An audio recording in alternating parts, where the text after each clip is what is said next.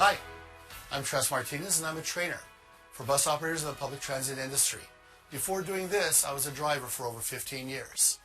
One thing that I discovered and other operators have discovered over time is that the right-hand turn is one of the most dangerous things that we encounter every single day. Some of the hazards that a driver can encounter while making a right turn are both fixed and non-fixed. You could have a car. You could have a telephone pole or a light pole that's too close to the curb. You can have moving objects, such as pedestrians that will be distracted with a cell phone or maybe some headphones. You'll have bicyclists, a number of other things moving through an intersection that you've got to be aware of before, during, and after you execute that turn. So let's do this. Let's watch this video, get more into right-hand turns and how you can do them perfect every single time. Not all intersections or right turns that you'll come across can be performed in one fluid movement. This particular intersection is one of those. As you approach an intersection, your work begins before you get there. You have to be scanning the whole time. You're scanning for bikes, pedestrians, cars, fixed objects such as telephone poles and other obstacles that could get in the way. Remember, you're going to rock and roll. You want to use your mirrors the entire time. Remember that your tires should be placed to the outside edge of the left curb to allow for more room to clear the right side object. By going to the left side, it allows more space for that back right tire to clear the obstacle because it's going to follow in the pathway of the tires that are in front. Notice here as the bus moves into the turn. The length of this bus at 40 feet long cannot clear both the left curb and the right curb at the same time. You're going to have to exercise pivot points. By doing so, this bus will go straight to where the driver is actually sitting on top of the curb. Right before that tire would hit the curb, move the wheels in the front to the right in order to avoid contact. You never want to make contact with your tires on a curb because it can damage the tires, it can jostle the passengers, and maybe even knock a passenger over if they weren't holding on properly. As those tires move to the right, you're looking to make sure that the right tire is now getting closer to hitting the curb. And now you want to move those wheels back straight through the intersection so that the right tire does not hit the curb. Once that's no longer an issue and that back tire will clear at that pivot point, turn the wheels to the right again to finish the navigation. You signal that you're coming to the intersection, you scan your mirrors, you rock and roll again, and you enter the intersection and bring yourself up to speed at a gradual level. At this intersection, you'll be using your 4-foot reference point so that you can line yourself up perfectly to make that turn. What is the 4-foot reference point? The 4-foot reference point is what you can set up for yourself on a particular bus to know that you have enough room to make a safe turn. You do so by parking the bus, measuring 4 feet, finding an object on that bus that lines up with the curb. Use that while you make the turn and it will never lie. For this intersection, the operator is going to use the right-hand side of the windshield wiper as their 4-foot reference point. As with any intersection, before you get there, your work begins. You want to scan that entire area. When you come to the complete stop, you want to look to the left, to the right, and the left again. You'll pull slowly into the intersection. You never want to burst into an intersection in case somebody runs a stop sign or a red light. Watch as the operator uses a slow, safe speed while turning. The slower you go, the more room you have to make your turn. You want to use the push-pull turning method. See that the right-hand tire has now cleared the curb and you straighten the bus out. You must continue scanning and using a gentle, safe acceleration speed, safely enter the flow of traffic. While it's not a right-hand turn directly, approaching the stop is one of the most dangerous and most common things that bus operators do. As you approach the stop, you want to use your right-hand turn signal to show that you'll be accessing a stop. As they get to the bus stop, they turn on their 4-way flashers. This shows vehicles that you are stopped. When you're ready to enter traffic again, you want to turn your 4-way flashers off and have your left-hand turn signal on to denote to traffic that you are moving back into the lane. Scan your mirrors. Slowly accelerate, rock and roll, safely enter the flow of traffic. This bus stop has a fence. It's an elevated stop that comes out from the curb into the lane of traffic. At this location with this fence that goes along the stop, you want to be careful that you don't swing out too far to where you hit a car in the left-hand lane. You also want to make sure that at the back of the bus, your tail swing does not hit a person standing at the bus stop or that fence. Watch this operator slowly leave the stop, stay in the lane, use their left-hand turn signal to show where they are, and move into the lane and continue on. Not all intersections are created equal.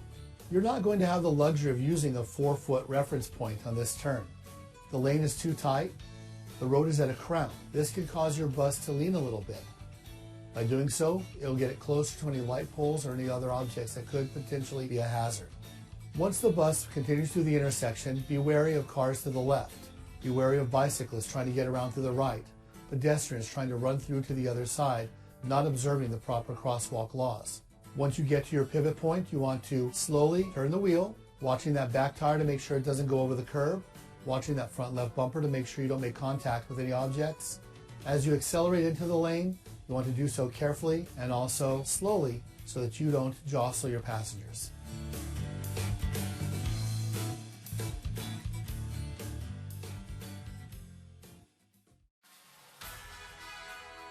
Remember that you are the professional operator. You have to drive safe for yourself and for the people around you that aren't doing so. You have to see things around you, and if you use these techniques that we talk about in this video, you will indeed be serious about safety.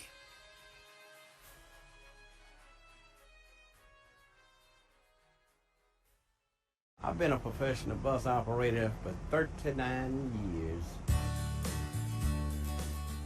In my 39 years, I have had 0 preventable accidents. You must stay focused. Safety is first. We face as many challenges every day. You have tourists into town. We have non-driving professional people driving. We have skateboards. We have wheelchairs. We have so on and so forth. Well, the only thing you can do is just stay cool and operate. Do your best. Train hard or work hard and make sure everything is safe. I'm Joel Mason. I've been here 39 years with no preventable accidents, and you can too.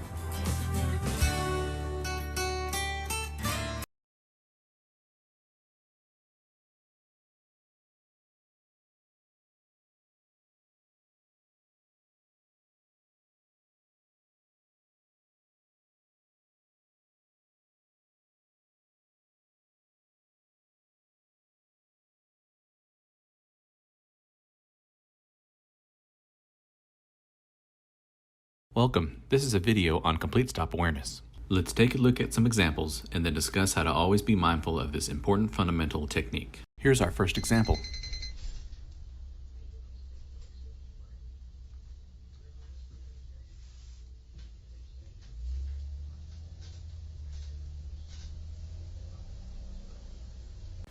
Let's take a look at what the operator failed to do. When you are approaching a stop sign, you need to be scanning the intersection and being prepared to stop. When you get to the stop sign, stop behind the limit line and make sure you are reaching 0 miles per hour. Before taking off, you need to look left, right, left, making sure it's clear. Now let's see what can happen when you don't make a complete stop and look left, right, left. In this video, the driver is attempting to cross the intersection.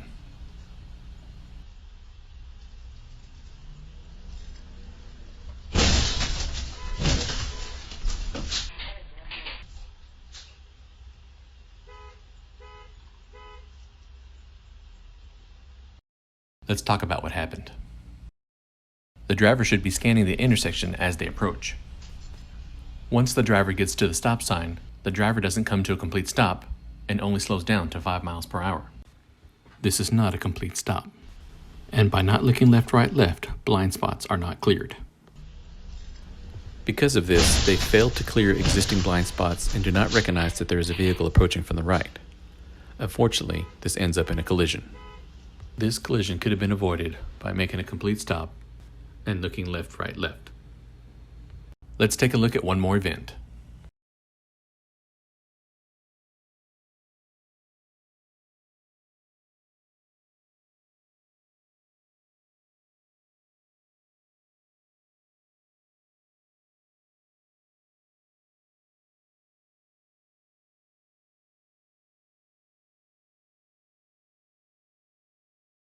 Let's review. As the driver is approaching the stop sign, they need to be scanning the intersection and being prepared to stop. However, once they get to the stop sign, they don't come to a complete stop and only slow down to 2 miles per hour. You need to clear your blind spots when you're at a complete stop. If you're still rolling through the stop while looking left, right, left, your blind spots will be moving with you and you won't be effective in thoroughly scanning and clearing the intersection prior to proceeding. You must always come to a complete stop and then look left, right, left. Here's a sample of a complete stop. Approach the stop sign, come to a complete stop behind the limit line, give yourself some time to scan the intersection looking left, right, left, and then proceed with your maneuver. Coming to a complete stop and practicing your safe driving fundamentals will help you avoid any unwanted hazardous incidents. Here are a few tips to follow. Always make a complete stop behind the limit line. Remember to look left, right, left and clear all blind spots. And be sure you identify any hazards before you proceed.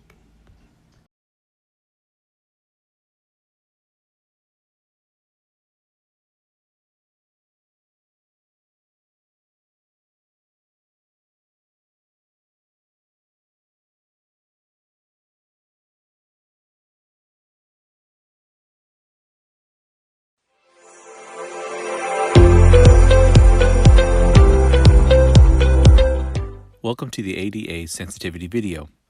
As professional operators, we have a lot of responsibilities that go beyond safely driving our vehicle. One of the most important responsibilities is the care and service we provide to our passengers. To a person who uses a wheelchair or other mobility device, a trained and empathetic driver makes a particularly large difference in their quality of life. The ADA requires the delivery of good customer service to individuals with disabilities. Each transit provider shall ensure that personnel are trained to proficiency as appropriate to their duties, so that they operate vehicles and equipment safely and properly assist and treat individuals with disabilities who use the service in a courteous and respectful way, with appropriate attention to the differences among individuals with disabilities. 49 CFR 37.173. In this video, we will discuss communication, providing good customer service to customers with disabilities, putting the person first, and the how may I assist you concept. Effective communication will help reduce confusion and is a key part of your success as a professional operator. Communication will enable us to do two things. One, it will obtain information that allows us to safely assist the customer without violating independence. And two, help us develop a trust factor between the professional operator and the customer.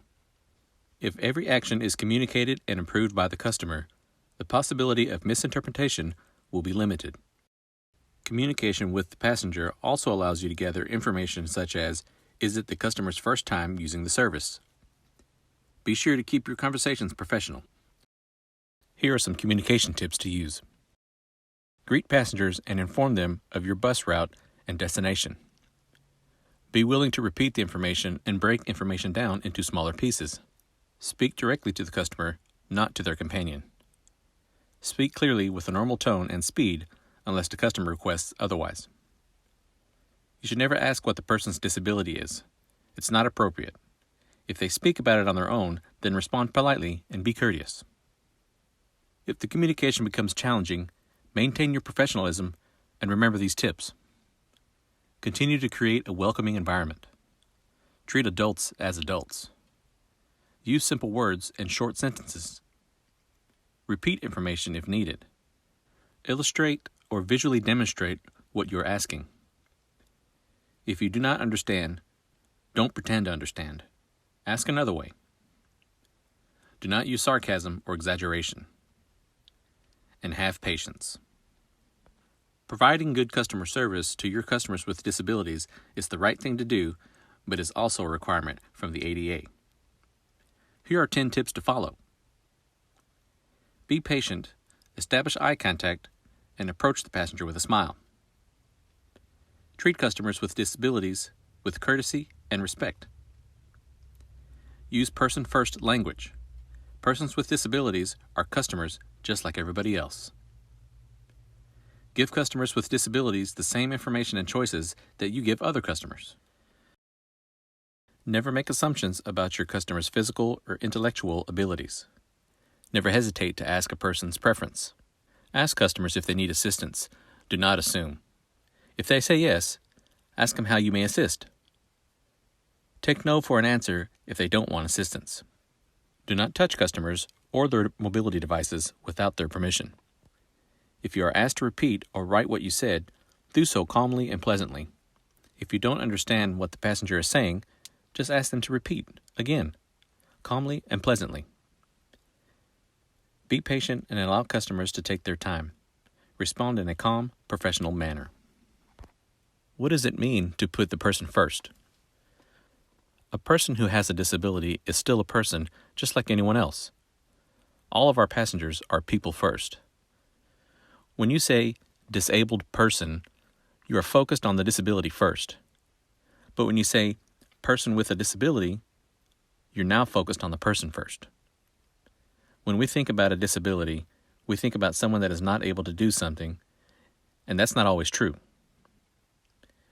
When you look at the word disabled, if you knock off the D on both ends, you're left with is able. People with disabilities can still do many things, and we must remember to always put the person first. Next, let's talk about how may I assist you. Don't assume anything and never hesitate to ask a person's preferences. Always ask how may I assist you or how can I guide you. Let the passenger decide what kind of assistance they would like. Here are some things to consider. Introduce yourself and ask, how may I assist you? Or how can I guide you? Pay attention to what the passenger says and act on what they want. Take no for an answer if they don't want assistance. A passenger should never have to ask for assistance, because the operator should always ask first. A mobility device is considered part of a person's body and should not be touched or moved without getting permission first. Once you get permission, let them know what you're about to do before you do it. When securing the posy belt, let them know and ask them to lift their arms. They have the right to say no to the posy belt under ADA rules. Remember to trigger your DriveCam camera and document if needed. Finally, don't assume you know best and always ask what type of assistance you can offer. Listen close, be respectful, and follow these tips. Be polite. Be patient. Communicate properly and make sure you both understand each other. Use proper handling etiquette and procedures, especially if they're blind and have a service animal. If they have a speech impairment, be patient and tend to their specific needs. For people using a mobility device, it is vital to remember how to correctly fasten wheelchair securements in an accessible van or bus. As a driver or attendant, you have received the hands-on instruction on how to achieve effective securement. Never allow yourself to take a shortcut. If you become distracted, take a second and pause, and start the process all over again from the top to ensure you went through the entire procedure. Do a quick check to ensure it's fastened appropriately. We hope you found this information helpful. Our jobs face us with different challenges every day, and if we perform as the professionals we are, we will always provide safe transportation and excellent customer service.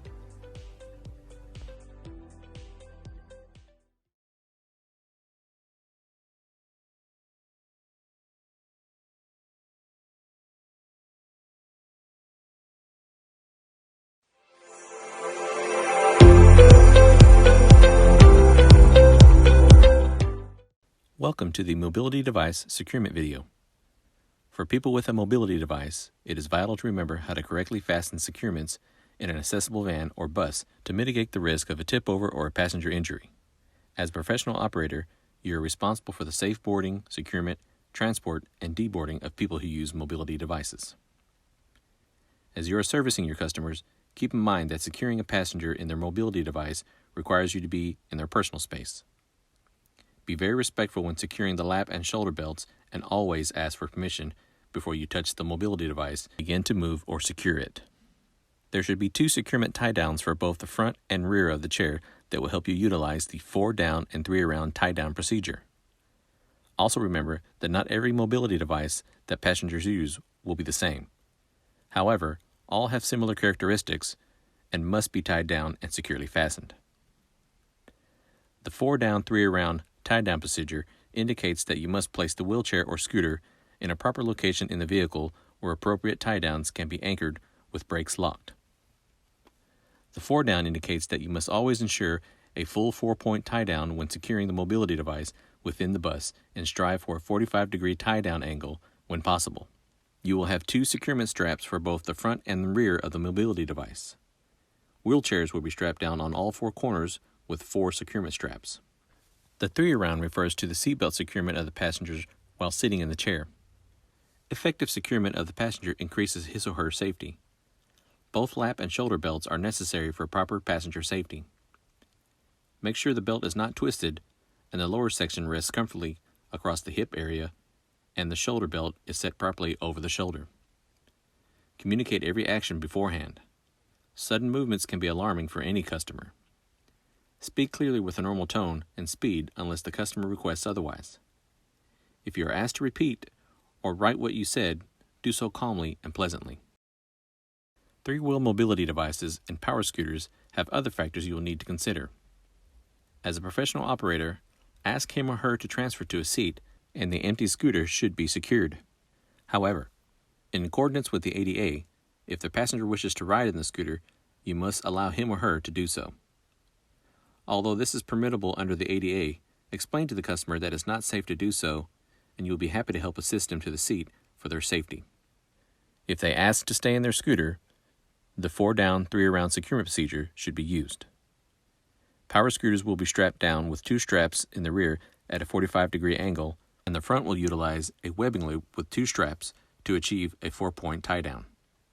Again, if they choose to stay in the mobility device, you will secure the passenger with a lap belt and shoulder harness. Here are the guidelines to follow for the 4-down, 3-around securement procedure.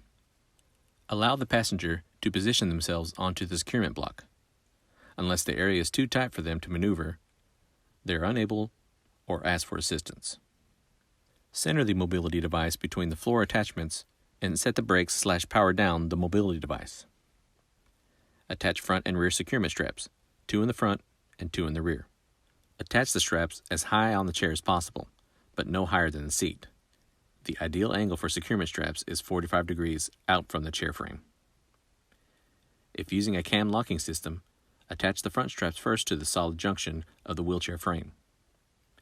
Rear straps should be attached to the solid junction of the frame, just below the seat level on a basic wheelchair. Rear belts should be parallel with the rear wheels or slightly flared out. Front belts should flare out slightly for lateral stability. Route each strap in a straight line. Do not bend it around a wheel or other object. Do not attach the securement straps to the wheels or any removable parts of the device. For example, armrests or footrests.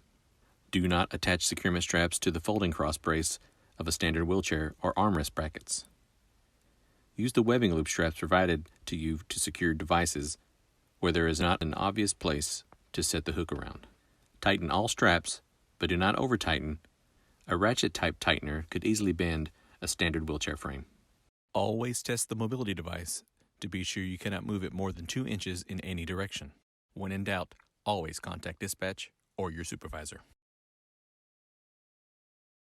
If a passenger refuses to allow application of a restraint device, the driver shall record and document refusals by calling them into dispatch. Also, activate the DriveCam event recorder and verbally state the passenger's refusal of the restraint device. If you have any questions or are in doubt, contact dispatch. Remember, as the professional operator, never take a shortcut. If you become distracted, take a second and pause, and start the process over again from the top to ensure you went through the entire procedure. Do a quick check to ensure it is fastened appropriately. Before you get back in your driver's seat, double check that your passenger is secure. The safety of our passengers is the most critical aspect of our work, and the securing of wheelchairs and other mobility devices on our buses are some of the most important activities we perform on a daily basis. We need to make sure we are securing mobility devices and mitigating the risk of a passenger injury.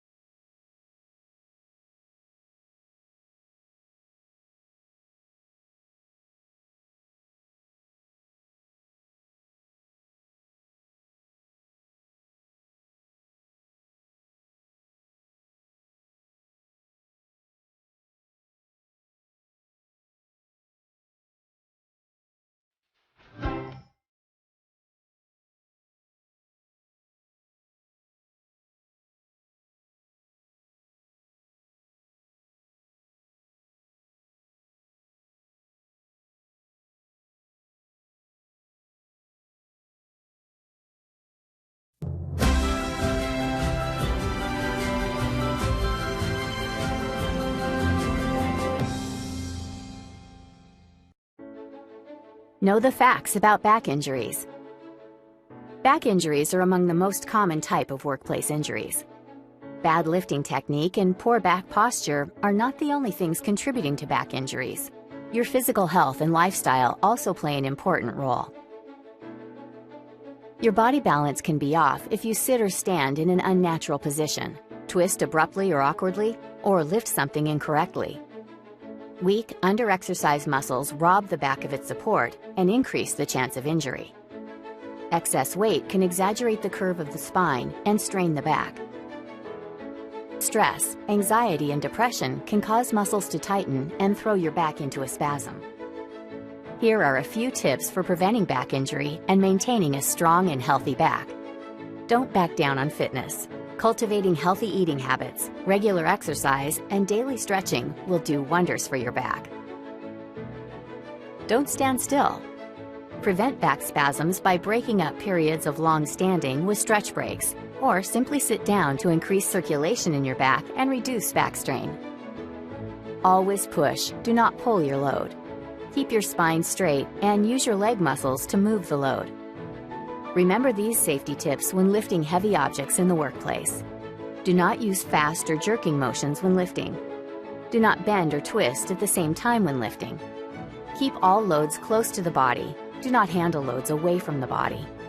Get help. Most loads should require at least 2 or more people lifting. Use a dolly or a forklift if you can. Lift with your legs, not your back. Don't overdo it. If you have to strain to carry the load, it's too heavy. Never carry a load backward. It can throw off your balance. Look after your back. Prevention is better than a cure.